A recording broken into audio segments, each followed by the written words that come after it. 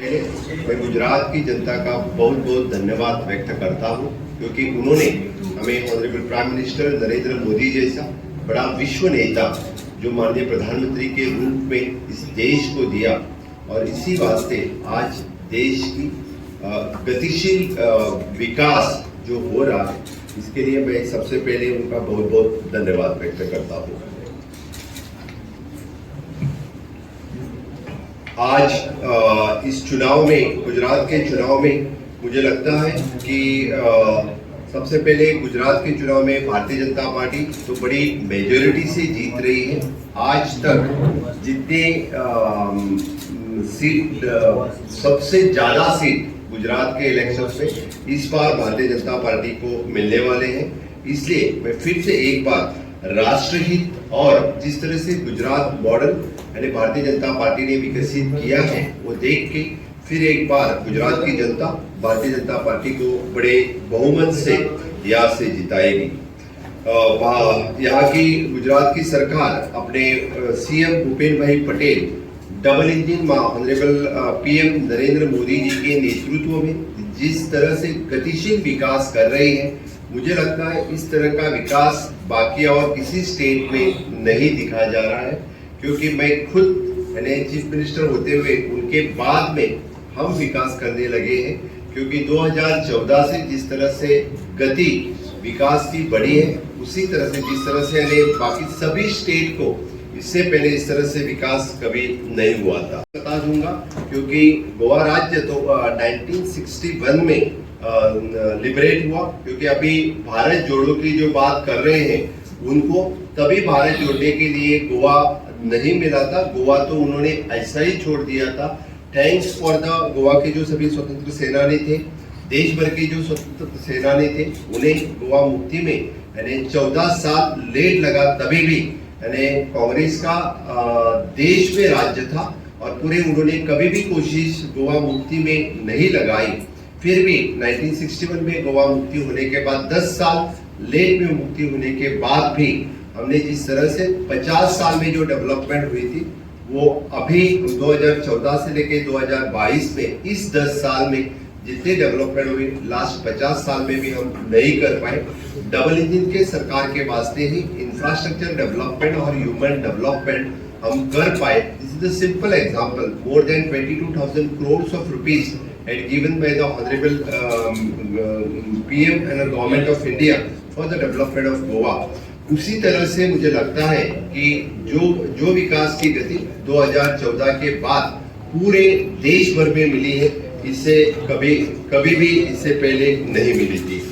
मैं खास करके यानी गुजरात के ध्यान देते वक्त इतना ही गुजरात सरकार और गुजरात सरकार ने काम किया है, इसके ऊपर कहते वक्त यानी उनका रोल मॉडल, इंफ्रास्ट्रक्चर डेवलपमेंट का मॉडल, खास करके युवा रोजगार सृजन में गुजरात प्रथम है, गुड गवर्नेंस इंडेक्स में गुजरात प्रथम है, फूड सेफ्टी इंडेक्स में गुजरात प्रथम है, क्लाइमेट चेंज इंडेक्स में गुजरात प्रथम है, सबसे ज्यादा निर्यात करने वाले राज्य में गुजरात प्रथम है, जल व्यवस्था में गुजरात प्रथम है, सोलर रूफटॉप में गुजरात प्रथम है। सबसे मैं बहुत गुजरात सरकार का अभिनंदन करता हूं, और इसीलिए मैं कहता हूं कि उनका रोल मॉडल अभी बाकी राज्य फॉलो कर रहे हैं। सबसे ज्यादा जो इनोवेशन चीज जो सभी करने थी, वही उसकी नींव जो ऑनरेबल प्राइम मिनिस्टर जब यहाँ पे सीएम थे, उन्होंने उसकी नींव डाली थी, और अभी के सीएम भूपेन्द्र भाई पटेल वो पूरा कर रहे हैं, और वही हम सभी बाकी स्टेट वही फॉलो कर रहे हैं। इसके डेवलपमेंट में ह्यूमन रिसोर्स तैयार करने में, जो देश के युवाओं को काम देने के लिए, स्किल्ड करने के लिए जो काम वही हो रहे हैं। बाकी तो अपने गुजरात के भारतीय जनता पार्टी ने जो जाहिरनामा सबके सामने रखा है, डेफिनेटली तो वो पूरा करेंगे ही। गुजरात सरकार ऑलवेज जो भारतीय जनता पार्टी गुजरात जो कहती है वो करती है। जो भरोसेमंद की सरकार है। मुझसे ज्यादा इंफ्रास्ट्रक्चर के बारे में आप सभी जानते हैं। गुजरात सरकार ने लास्ट 20 साल से यहाँ जो काम किया है वो आपके सभी के सामने है। गुजरात मॉडल जब देश देखता है तो आपको मैंने गोवा से आके बताने की कोई जरूरत नहीं है। इसलिए गुजरात के इंफ्रास्ट्रक्चर डेवलपमेंट और गुजरात के डेवलपमेंट के बारे में मैं ज्यादा बात नहीं करूंगा, लेकिन एक बात जरूर कहूंगा, गुजरात के डेवलपमेंट की बात पूरे देश नहीं विदेश में चल रही है।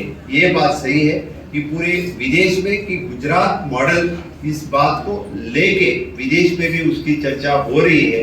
इसीलिए ऑनरेबल प्राइम मिनिस्टर ने हम भारत देश विश्व गुरु बनने के दिशा में जा रहे हैं। Honourable prime minister is emerged as a world leader. इसलिए बस मैं यही बात करके आपको जो कुछ पूछना है आप पूछ सकते करते हैं। उसमें गोवा सरकार का रोल तो रहता नहीं है, लेकिन इस तरह से फिल्म इंडस्ट्री रिलेटेड इशू है। इट इज एन एनएफडीसी, इसके बारे में मैंने चेयरमैन सिलेक्शन और जूरी सिलेक्शंस करती है। सर, मल्लिकार्जुन खड़गे ने 24 घंटे में दूसरी बार पीएम पे पर्सनल अटैक किया है। कल उन्होंने पीएम को बोला था कि वो सरदार ऑफ लाइफ। आज उन्होंने बोला है, कल उन्होंने पीएम कि खड़गे पहली बार कोई गांधी फैमिली से छोड़ के कांग्रेस का अध्यक्ष बना है। उसको लाइमलाइट में बनने के लिए कुछ ना कुछ तो स्टेटमेंट चाहिए, इसलिए खड़गे इस तरह का स्टेटमेंट करता है। और दूसरी बात, उनकी हार उनको दिख रही है कि हम हार ही रहे हैं, और इसलिए वो कुछ तो स्टेटमेंट करके वो लाइमलाइट में रहना चाहता है। मैं खड़गे की मुझे उनकी क्यों आती है, क्योंकि ऑनरेबल प्राइम मिनिस्टर को इस तरह से शब्द यूज करना उचित नहीं है। मैं उनकी निंदा करता हूँ। खड़गे के लिए वर्ड क्या यूज करूँ? मुझे तो लगता है कि खड़गे खुद को, आप लोगों ने उसका स्टेटमेंट यहाँ पे उसका फोटो लाए, इसलिए इस तरह से स्टेटमेंट करता है। मैं कंडेम करता हूँ, मैं उनकी निंदा करता हूँ, क्योंकि जो खुद भारत जोड़ो यात्रा बोल के उनके जो लीडर घूम रहे हैं, जब वो भारत जोड़ो कर रहे थे तब कांग्रेस छोड़ो गोवा से स्टार्ट हो गई है।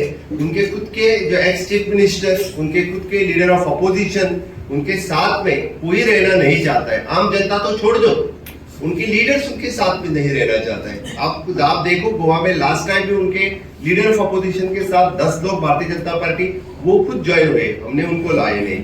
इस बार भी ex chief minister along with the opposition leader वो खुद कांग्रेस छोड़ के आए। जिस पार्टी के पास उनके नेता लोग नहीं रहते हैं, उस पार्टी के पास अभी लोग क्या रहेंगे, वोटर क्या रहेंगे? तो मुझे लगता है कि यहाँ पे भी लोगों ने उनको छोड़ दिया है, जनता ने उनको छोड़ दिया है। उनको कुछ आशा, सीट जीतने की तो आशा ही नहीं है, इसलिए इस तरह के अननेसेसरी स्टेटमेंट करते रहते हैं।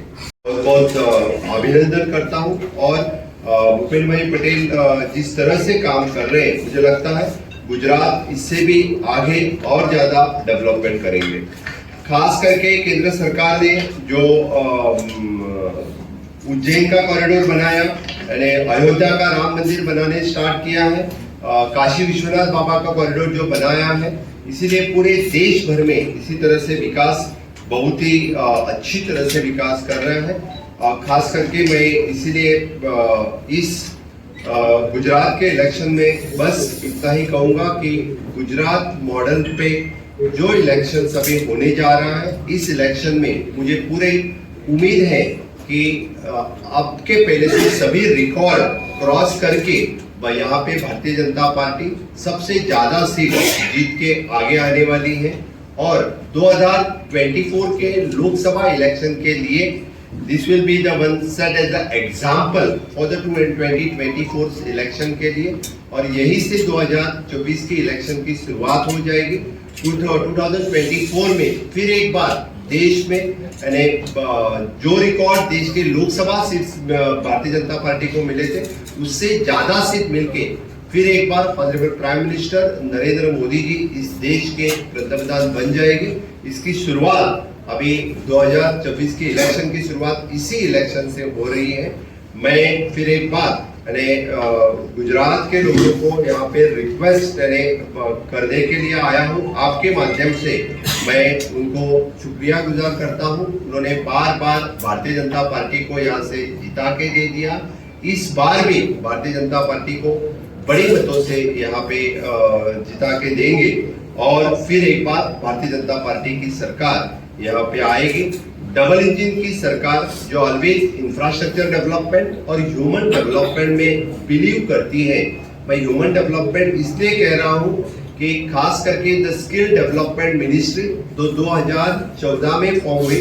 इससे पहले स्किल डेवलपमेंट मिनिस्ट्री के ऊपर किसी ने ध्यान नहीं दिया था। वही स्किल डेवलपमेंट के मिनिस्ट्री के वास्ते ह्यूमन डेवलपमेंट में पूरे देश भर में जो काम हो रहा है वही काम इससे पहले कभी भी इस 60 साल में कभी नहीं हुआ था।